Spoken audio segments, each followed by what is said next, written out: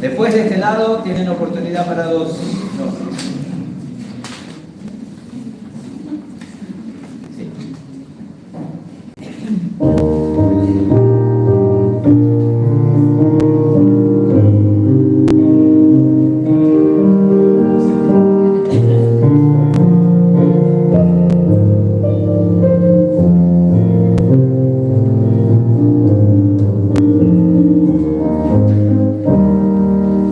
Santo, Santo,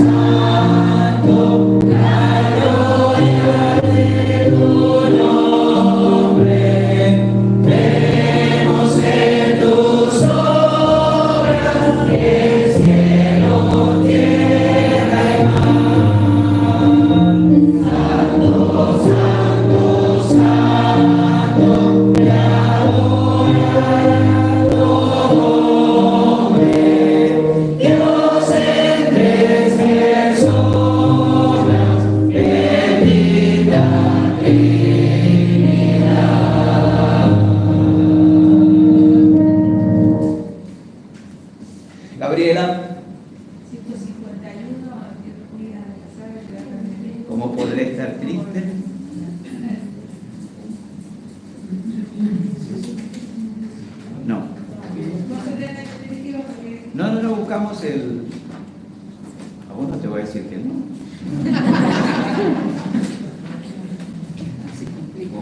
Sí. 251. Estoy relegando para lo último al hermano Luis Canelo porque sé lo que va a pedir y bueno, por eso. Capaz que no nos dan tiempo. No.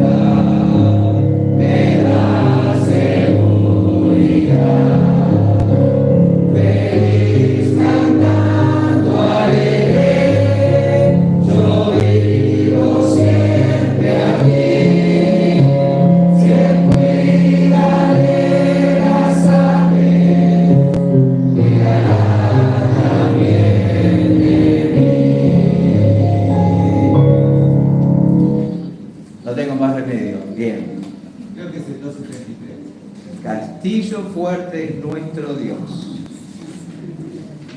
271.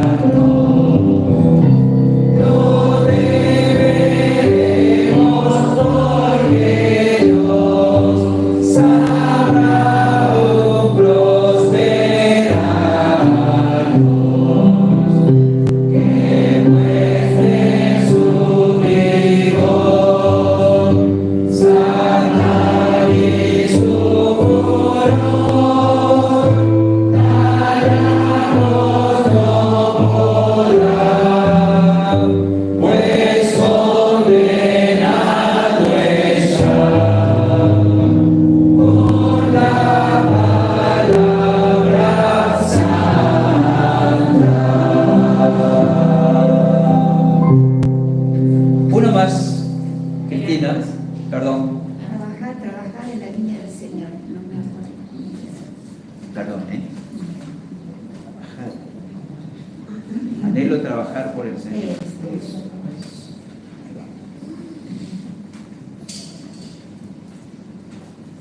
Lo siento.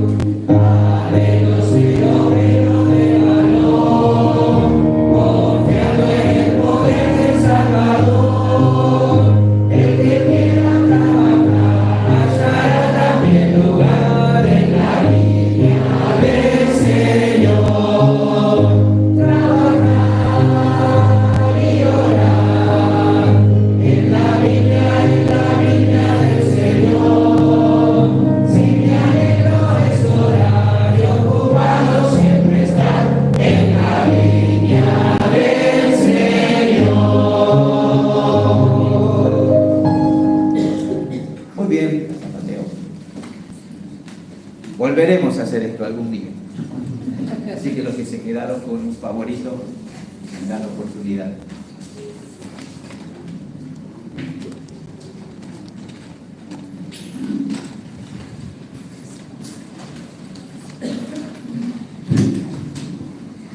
Vamos a abrir nuestras Biblias en Apocalipsis, capítulo 3.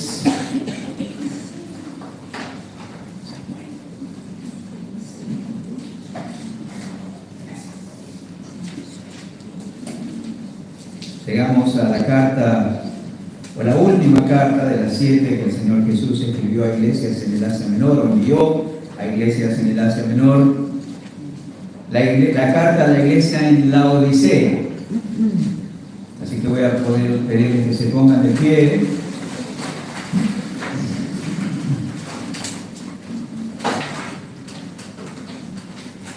Vamos a leer del versículo 14 al versículo 22. Nuestro texto esta tarde.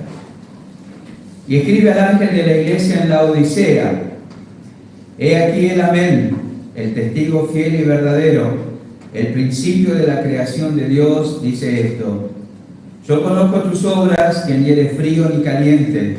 Ojalá fuese frío o caliente, pero cuanto eres tibio, no frío ni caliente, te vomitaré de mi boca. Porque tú dices: yo soy rico y me he enriquecido, y de ninguna cosa tengo necesidad. Y no sabes que tú eres un desventurado, miserable, pobre, ciego y desnudo. Por tanto, yo te aconsejo que de mí compres oro refinado en fuego para que seas rico, y vestiduras blancas para vestirte, que no se descubra la vergüenza de tu desnudez, y unge tus ojos con colirio para que veas. Yo reprendo y castigo a todos los que amo. Sé pues celoso y arrepiéntete. He aquí yo estoy a la puerta y llamo. Si alguno oye mi voz y abre la puerta, entraré a él y cenaré con él y él conmigo. Al que venciere le daré que se siente conmigo en mi trono, así como yo he vencido y me he sentado con mi Padre en su trono. El que tiene oído, oiga lo que el Espíritu dice a las iglesias. Gracias, Padre, por poder abrir nuestras Biblias. Ahora rogamos que tú hables a nuestros corazones, que prestemos atención. Hay una exhortación aquí que debemos atender. El que tiene oído, oiga lo que el Espíritu dice a las iglesias. En el nombre de Jesús. Amén. Muy bien, pueden tomar asiento. Si tuviéramos que definir la iglesia de la Odisea, diríamos que la iglesia de la Odisea es la iglesia que tenía todo, ¿verdad? La iglesia que tenía absolutamente todo. No sé si le ha pasado que usted está en su casa, acaban de comer pizza a la provenzal, ¿verdad? Y usted está ahí sentado riéndose y van a sacar una foto y su esposa le hace. Hay algo ahí, ¿no es cierto? Qué bendición esas personas que se animan a decirnos que tenemos algo en los dientes, o algo mal en la corbata, o algo mal en la ropa, o necesitamos eso, ¿no? Porque no nos vemos bien, no nos vemos a nosotros mismos, si estamos ordenados, presentables, y ni que hablar en lo espiritual también, ¿no? Qué bueno esas personas que vienen para decir, mira, no lo tomes a mal, pero esa actitud, ese vocabulario, esa respuesta que tuviste el otro día me parece que no es de lo mejor, ¿no es cierto? Y tenemos que ser agradecidos porque de ciertas cosas no nos damos cuenta, por la condición de nuestro propio corazón, porque no le prestamos atención, porque somos descuidados. El Señor Jesús tenía cosas para decirle a la iglesia de la Odisea, cosas de las que la iglesia no era consciente de alguna manera. Dice allí el versículo 12, y no sabes que tú eres. Tenían un concepto, un pensamiento, una concepción de sí mismo, pero no se daban cuenta que lo que eran realmente era muy distinto de lo que pensaban que eran. Y ahí está el Señor para hacerles saber cuál era la verdadera condición de sus almas. Y a veces nosotros podemos dudar quizás de la motivación del que viene a decirnos algo, ¿no? Este siempre me está marcando, o esta siempre tiene algo que decirme, nunca encuentra nada bueno, siempre tiene una crítica. Pero miren lo que dice el Señor Jesús en versículo 19, yo reprendo y castigo a todos los que aman. La exhortación, el llamado de atención de parte del Señor para con la iglesia de la Odisea no tenía nada que ver con malas motivaciones, salía de el amor, el interés, el deseo del Señor para con su iglesia. La iglesia de las ciudades de la Odisea estaba a unos 68 kilómetros al sudeste de Filadelfia. Todavía están las ruinas de la ciudad. Si uno ve el mapa, y espero que ustedes lo hagan, tenemos al final de la Biblia mapas, y hay un mapa de casi todas las Biblias de las 7 iglesias del Asia Menor. Formamos un círculo, empezamos por Éfeso, fuimos subiendo, luego giramos hacia el este y terminamos en la Odisea, y si trazáramos una línea llegaríamos otra vez a Éfeso, porque la Odisea estaba más o menos en la misma latitud que Éfeso, pero un poco más al este, y así podemos seguir la línea de las cartas que el Señor Jesús envió a esas iglesias. La parte superior de los imponentes arcos y otras estructuras que tenía la ciudad de la Odisea emergen entre el campo allí. No se han excavado esas ruinas, muchas de ellas, hay algunas que sí, y constituyen un triste recuerdo de la orgullosa ciudad que creyó que lo tenía todo. ¿Sabe que esta ciudad tenía ciertas características muy peculiares? Y lamentablemente las características de la ciudad permearon en alguna manera también las características de la iglesia. Hay 3 cosas que caracterizaban a la ciudad de la Odisea. En primer lugar, la mayoría de los ciudadanos de la Odisea eran acaudalados. ¿Sabe? La ciudad, la Odisea, era de las ciudades comerciales más ricas del mundo en aquel entonces. Alguien en la actualidad la comparó con Dubái o con Nueva York. Una de las ciudades más ricas, más opulentas, del mundo, la posición estratégica sobre una vía comercial que iba hacia el oriente contribuyó a convertirla en un centro financiero. Había muchos bancos allí y la han llamado también el Wall Street de Asia y una ciudad de millonarios. Era una ciudad, los ciudadanos eran realmente acaudalados. Si prestaron atención a la lectura, si conocen la carta a la Odisea, ya saben que la riqueza era un asunto allí mencionado en la carta. Los ciudadanos de ella consideraban que lo tenían todo en lo financiero. Si alguien les hubiera preguntado, ¿hay algo que podemos hacer por ustedes?, hubieran dicho con toda seguridad, no necesitamos nada.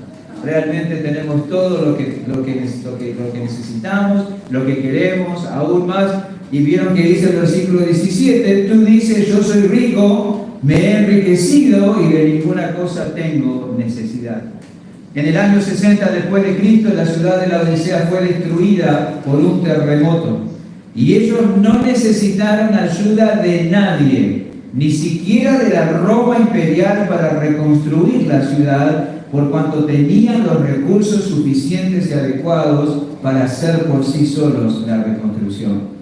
Pero que las naciones hoy en día, cuando hay un cataclismo, una tragedia, una catástrofe en alguna parte, denominan a esa zona de desastre. Entonces se designan fondos especiales para ayudar a sobrellevar y a superar la situación difícil que vive ese lugar. Con la Odisea no fue necesario. Ellos tenían absolutamente todo lo que necesitaban para hacer y reconstruir la ciudad por sus propios medios.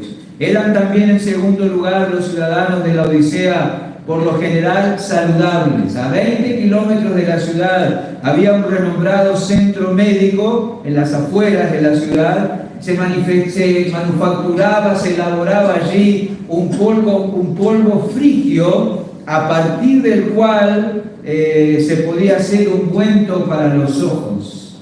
Eso era famoso en el mundo en aquel entonces. Ese polvo se exportaba absolutamente a todo el mundo. Era necesario, los caminos eran polvorientos, los ojos se irritaban con mucha facilidad y desde la Odisea salía esa medicación que podía cubrir una necesidad. Hierápolis, Colosenses capítulo 4 menciona la ciudad de Hierápolis, la ciudad de los famosos manantiales de aguas termales medicinales, estaban a solo 10 kilómetros de distancia de la ciudad de la Odisea.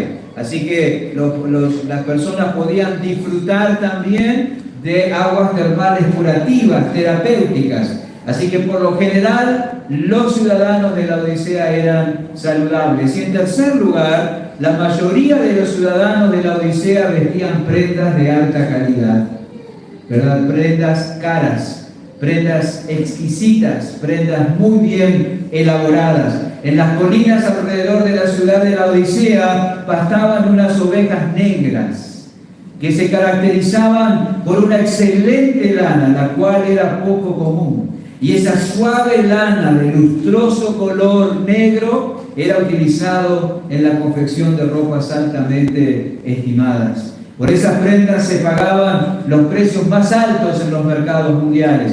Pero los habitantes de la Odisea tenían acceso a esa ropa, ¿verdad?, a precios módicos, a precio de costo, por ser de la ciudad. Así que las características de la ciudad podían resumirse de esta manera. Era acaudalada, un centro financiero, era un centro médico especializada particularmente en asuntos de los ojos, y también era un centro textil, aquella lana de color negro con la que se fabricaban túnicas y prendas de alta calidad y de alto costo procedían de allí. Así que esas eran las características de la ciudad. Interesante, el Señor va a nombrar la riqueza, va a nombrar los ojos y va a nombrar las túnicas en la carta que escribe a la iglesia en la Odisea. Ahora, ¿cómo era la congregación? Dice, escribe al ángel de la iglesia en la Odisea.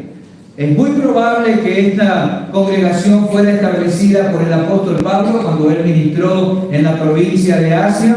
Lo cierto es que el apóstol Pablo estaba familiarizado con la iglesia en la Odisea. Miremos Colosenses capítulo 2, versículo 1, sin perder Apocalipsis 3. Colosenses capítulo 2, versículo 1. el apóstol escribe: porque quiero que sepáis cuán gran lucha sostengo por vosotros y por los que están en Laodicea, y por todos los que nunca han visto mi rostro. Él agonizaba, esa es la expresión, agonizaba en oración por el bienestar espiritual y la salud espiritual y la fortaleza espiritual y la firmeza espiritual, tanto de la iglesia en Colosas como de la iglesia en la Odisea. Miremos capítulo 4, allí de Colosenses también, versículos 15 y 16. Saludad a los hermanos que están en la Odisea y a Ninfas y a la iglesia que está en su casa. Cuando esta carta haya sido leída entre vosotros, hacer que también se lea en la iglesia de los laodicenses, y que la de la Odisea la leáis también vosotros.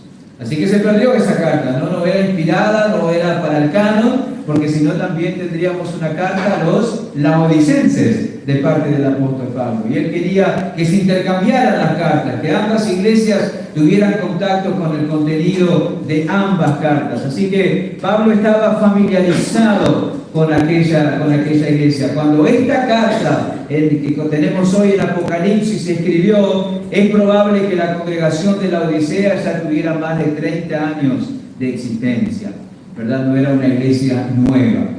También vamos a mirar, hemos visto la ciudad, la congregación, el Cristo.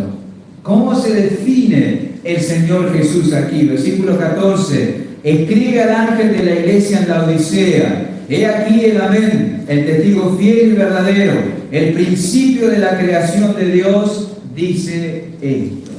¿Sabe que una característica es que esta es la carta donde no se hace alusión a ningún atributo o característica particular que se haya mencionado en la visión que Juan tuvo en Apocalipsis capítulo 1? Nosotros hemos visto en las cartas que hemos estado examinando que se hacen mención a algunos de los atributos: la espada aguda, ¿verdad?, el cinto, el bronce bruñido, los ojos. Todo eso en algún momento en las cartas que se escriben a las otras iglesias se hace mención. Pero el Amén, el testigo verdadero, fiel y verdadero, y el principio de la creación no aparecen en Apocalipsis capítulo 1.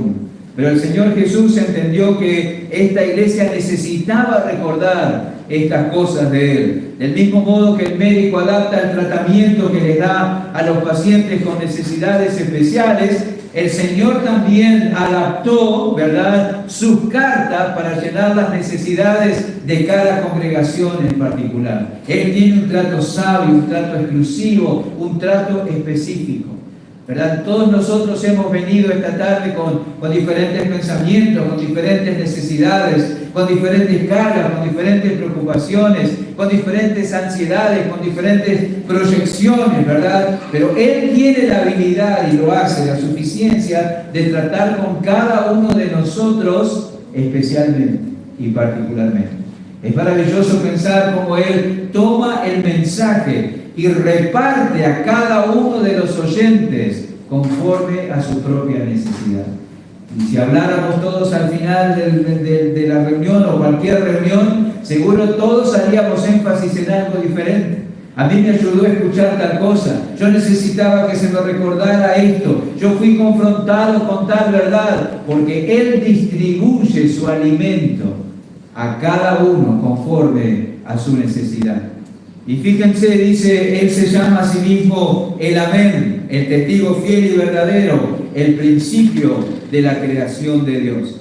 Fíjense que a una congregación que confiaba en riquezas inciertas, Jesús se presenta como uno en quien se puede confiar. Él dice: yo soy el Amén, el testigo fiel y verdadero. En los Salmos dice: no pongáis la confianza en las riquezas que son inciertas. La ciudad era acaudalada, había mucha gente acaudalada, probablemente había muchas personas acaudaladas dentro de la ciudad, de la iglesia, perdón, pero Él dice: yo soy el Amén, yo soy el testigo fiel y verdadero, yo soy absolutamente confiable. Y es interesante que aquí se utiliza la palabra Amén como nombre propio del Señor Jesús. Muchos creen que la palabra Amén no es más que una señal oral de que la oración terminó. A veces cuando estamos orando, los varones hacia afuera, no se oye bien lo que el otro está diciendo. Tenemos la cabeza gacha, como decían cuando yo era niño, la cabeza inclinada, hablamos bajito porque estamos de acuerdo, dígame para decir amén, porque ahí sé que va a terminar y me toca orar a mí. Nosotros pensamos simplemente que amén es una palabra que utilizamos al final de la oración, o también una palabra que podemos usar cuando algo que se dice en la predicación es realmente cierto, impactante y llega al corazón y es importante destacar, decimos amén, ¿verdad? Como algo así, pensamos que ese es el uso de la palabra. Al comienzo era una palabra hebrea que pasó a luego a ser una palabra griega y hoy es una palabra española, y en todos esos idiomas tiene la idea de veracidad. Lo que se dijo es veraz. Lo que se dijo es veraz. Cuando decimos amén en el momento que termina una oración, estamos manifestando nuestra aprobación con esa oración. Mire lo que dice 1 Corintios 14, 16. Eso también es digno de tener en cuenta cuando oramos en grupo, ¿verdad? 1 Corintios capítulo 14, versículo 16. Porque si bendice solo con el Espíritu, el que ocupa lugar de simple oyente, ¿cómo dirá el amén a tu acción de gracias? Pues no sabe lo que has dicho. Así que hay que orar en voz alta y hay que orar vocalizando bien y hay que orar en forma entendible, porque no voy a decir amén a cualquier cosa. ¿Quién sabe qué fue lo que pidieron? ¿No es cierto? Entonces, esa es la idea. Cuando se termina una oración, yo entendí lo que se pidió, estoy en el mismo espíritu, estoy de acuerdo, es de acuerdo a la voluntad de Dios, entonces digo, amén. Es veraz, es correcto, yo deseo la misma cosa. Cuando respondemos con un amén a un mensaje bíblico, estamos diciendo, así sea.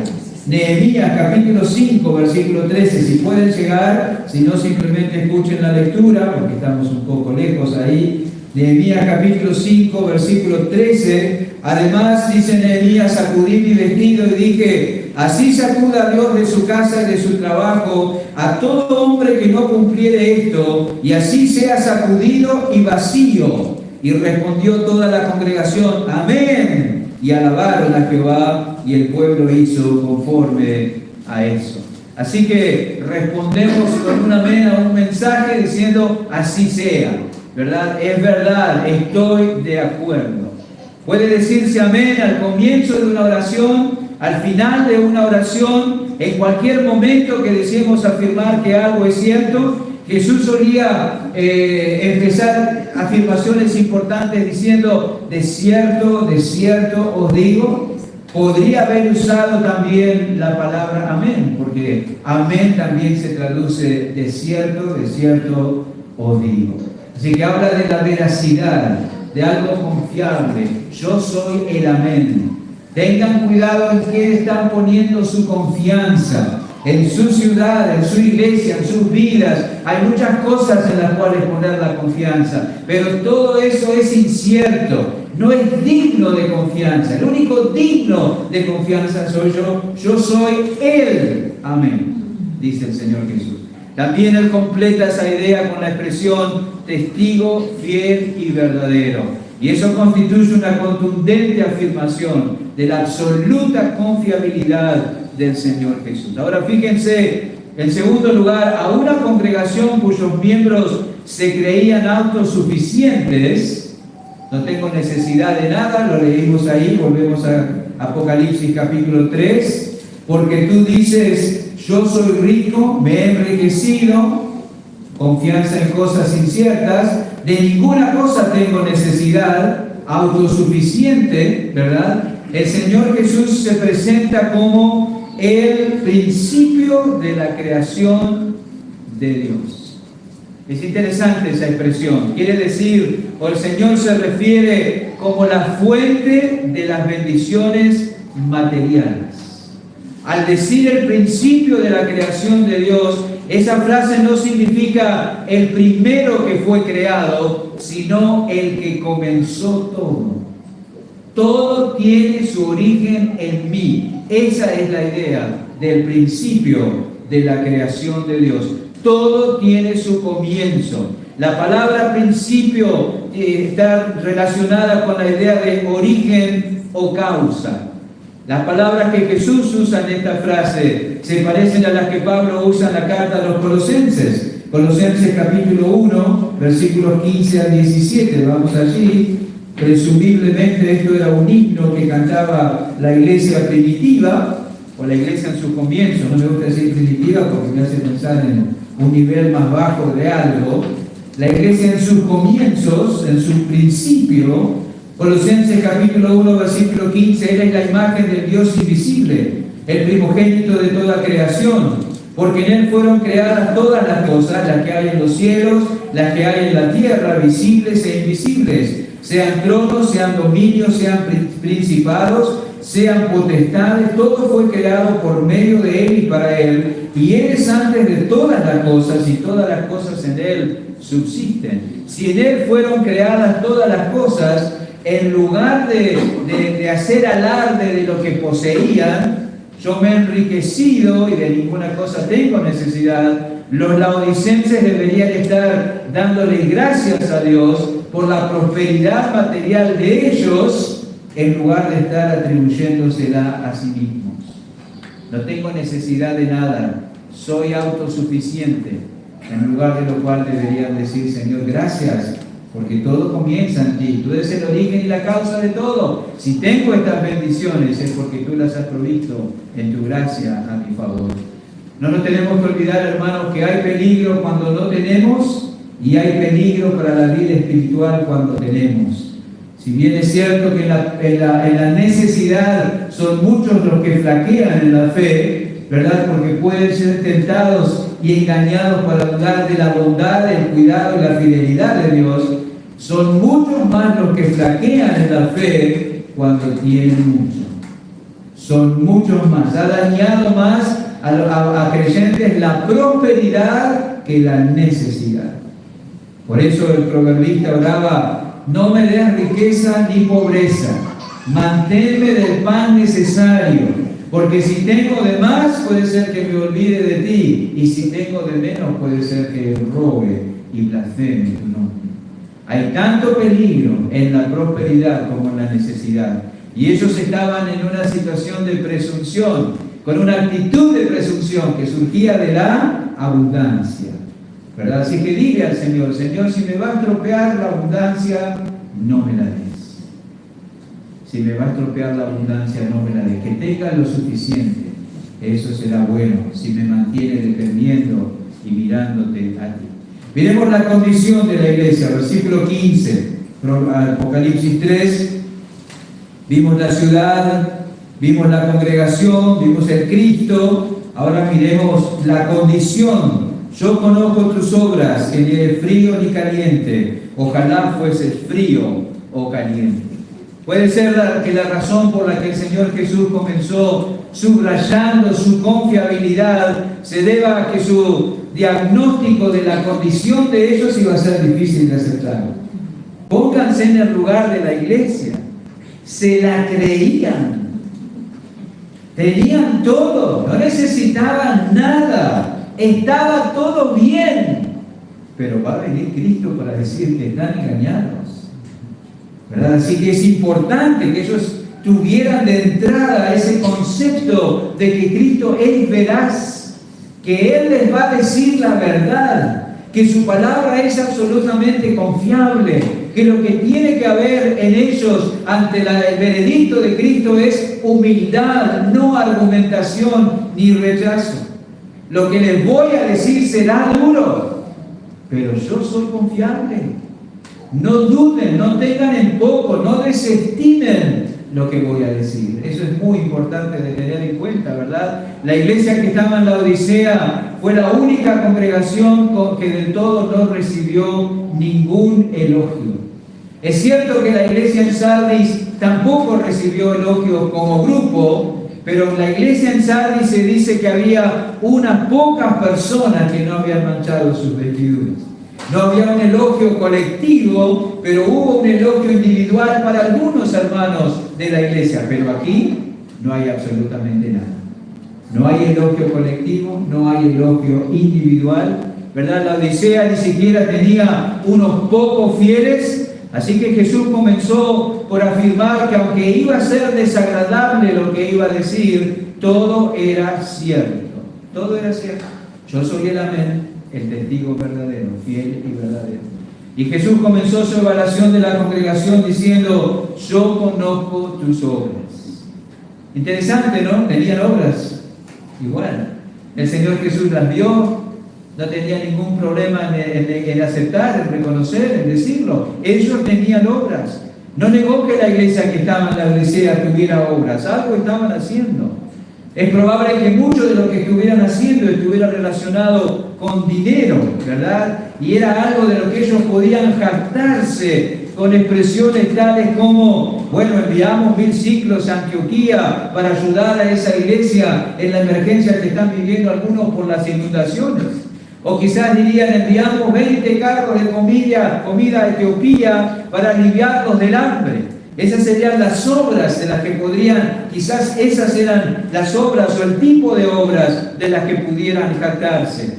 Cuando Dios bendice a un hombre en lo material, es muy fácil para éste dar dinero sin tener que comprometerse personalmente, ¿verdad? Eran obras que no tenían mérito porque no eran obras que implicaban sacrificio. Nunca se olviden eso. Dar de lo que sobra no tiene sentido. Sacar todo lo que necesito y después dar no tiene sentido. Eso no son obras que el Señor aprueba, ¿verdad? Es fácil aplacar la conciencia sin haber hecho un verdadero sacrificio en el dar, en el compartir. Y luego Jesús abordó el problema de ellos. Yo conozco tus obras y sé que ni eres frío ni caliente. Ojalá fuese frío o caliente. Este debe ser uno de los versículos de campamento más trillados. Desde que era chiquito, al final del campamento. Y no sean fríos, y sean calientes. Y ahí estaba. A veces sin decir exactamente qué significa, según el contexto y según lo que Cristo estaba diciendo a la iglesia en la Odisea, ¿verdad? La palabra griega que se traduce por caliente significa estar caliente hasta el hervor.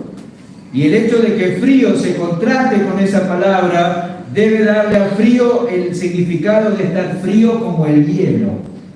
Frío como el hielo, caliente hasta el hervor. Aunque los cristianos en la Odisea no estaban espiritualmente hablando fríos como el hielo, es decir, no eran incrédulos, no estaban persiguiendo al pueblo de Dios, tampoco estaban al rojo vivo. No estaban llenos de entusiasmo por el Señor, eran sencillamente tibios. Todas las congregaciones tienen cristianos tibios. Cristianos que no se comprometen seriamente ni con la obra ni con los hermanos. Cristianos que son descuidados para orar en privado. Cristianos que son descuidados para comerse la Biblia. Cristianos que son descuidados para hacer examen de conciencia, miembros que son inconstantes en su asistencia, miembros que jamás hacen un sacrificio para dar, miembros que muestran poco interés en el programa de la iglesia, miembros que rara vez visitan a los enfermos, que no consuelan a los que están de luto, que no buscan a los perdidos, miembros que jamás se toman molestia alguna, ni se ganan ningún reproche, ni renuncian a comodidad alguna por Jesucristo. Así hay muchos en todas las congregaciones. Jesús le dice a ellos: ojalá fueran fríos o calientes. Algunos predicadores más presumidos diciendo: o acaben de entrar o acaben de salir. Pero si van a salir, cierren la puerta porque el aire frío sigue entrando. No eres ni frío ni caliente. Lo que Jesús dijo que deseaba pudo ser al comienzo desconcertante. Es fácil entender por qué deseaba que fueran calientes. Es fácil de entender que diga: ojalá fuesen fervientes. Pero ¿por qué habría de preferir que fueran fríos antes que tibios? No dijo: no sean fríos, sean calientes. No, él no dijo eso. Dijo, sean fríos o sean calientes, no sean tibios. ¿Por qué habría de preferir que sean calientes? No entendemos. Pero ¿por qué preferiría que fueran fríos? Es difícil de entender. ¿No es mejor ser cristiano, aunque uno solo lo sea a medias, que del todo no serlo? Esa conclusión sería correcta solamente si el compromiso a medias se extendiera como un estado transitorio, como una etapa en el crecimiento espiritual. Nos regocijamos cuando un niño en Cristo comienza a asistir a todas las reuniones, ¿verdad? Nos alegramos que después de no haber dado nada, alguien diga, mire, yo quiero empezar a contribuir con este aspecto de la obra. Cualquier señal de progreso que alguien muestre es celebrada siempre y cuando él entienda que lo suyo siempre ha sido un comienzo en el proceso de crecimiento. Ese no era el caso de los laodicenses. La tibieza de ellos era una condición permanente. Eran continuamente tibios. De hecho, se enorgullecían de esa condición espiritual. Ya lo leímos en el versículo 17. Porque tú dices, yo soy rico, me he enriquecido, de ninguna cosa tengo necesidad, y no sabes que tú eres un desventurado, miserable, pobre, ciego y desnudo. Cuando el compromiso espiritual no es un estado transitorio, el frío llega a ser preferible a eso. Cuando la falta de compromiso espiritual no es algo transitorio, sino algo permanente, el frío es preferible a eso. Cristo dijo, ojalá te definas, ¿el frío o el caliente? Los fríos como el hielo son más sinceros, porque no andan diciendo que son cristianos. Hay más esperanza de cambiar un individuo frío como el hielo, uno que ni siquiera pretende ser cristiano, que un hijo de Dios que se siente suficiente, que está satisfecho con su estado espiritual, que es tibio. Y los tibios causan más daño a la iglesia que los fríos, mucho más. Por eso el Señor dice, te vomitaré de mi boca. Te vomitaré. Me causas náuseas al ser en esa forma. Llama la atención que en la carta a la Odisea, al igual que en la carta a Sardis, no se menciona la persecución. A pesar de que en la Odisea había muchos judíos también. ¿Por qué habría dejado tranquilo Satanás a los cristianos en la Odisea? Porque le gustaba como eran.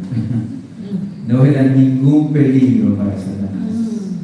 Esa falta de compromiso no levanta persecución. Pero el compromiso serio sí levanta persecución. Así que, hermanos, recordemos estas cosas. El Señor es absolutamente veraz. Podemos confiar perfectamente en Él. Podemos descansar. Nunca jamás nuestra confianza en Él va a ser traicionada, ¿verdad? Como puede ser traicionada la confianza que pongamos en cualquier otra cosa. En alguien que nos hizo una promesa, en un ahorro, en un estado de salud, en un proyecto. Vaya a saber en que todo eso puede fallar. Pero el Señor no. Él no falla. Él es el amén, el testigo fiel y verdadero. En segundo lugar, apreciemos, ¿verdad?, que se abra la Escritura y que nos sintamos incómodos con el mensaje. Ojalá cada miércoles y cada domingo que vengamos a reunirnos nos sintamos incómodos con alguna porción del mensaje, ¿verdad? Porque eso significa que habrá sensibilidad en nuestro corazón, que no nos molesta que nos diga el Señor tal como estamos. Es más, que oremos al salir de casa. Señor, tú con tu palabra o algún hermano, si hay algo en mí que no es como debe ser, por favor, no me dejes estar engañado. Incomódame, hazme saber. Y si tú lo haces por la palabra o por medio de un hermano, me voy a regocijar, porque eso sería evidencia de tu amor. Yo castigo y reprendo, yo reprendo y castigo a todos los que amo. Generalmente no vemos eso como una evidencia del amor de Dios. Cuando nos aumentan el sueldo es una evidencia del amor de Dios, ¿no? cuando no nos pisa el auto justo cuando casi lo hacen en el semáforo, eso es una evidencia del amor de Dios. Pero que el Señor nos reprenda por medio de la palabra de los hermanos, eso también es una evidencia del amor de Dios. Y en tercer lugar, continuamente velemos por estar comprometidos, ardiendo. Se dijo de Juan el Bautista, él era antorcha que alumbraba y ardía y alumbraba. Qué maravilloso, ¿no? Encendido. Y otros veían ese fuego y esa luz y eran atraídos a Cristo. Una antorcha que ardía y resplandecía. No a medias, no sin compromiso, no arrastrando los pies, no a regañadientes, absoluta y enteramente comprometidos. Muy bien, vamos a pasar al tiempo de oración. Recordemos que este domingo a las 10 de la mañana tenemos escuela, va a empezar la escuela, eso es. Tenemos reunión de culto y predicación. El sábado hay taller de evangelismo, algunos ya están ahí mencionados, avisados, no se olviden de eso.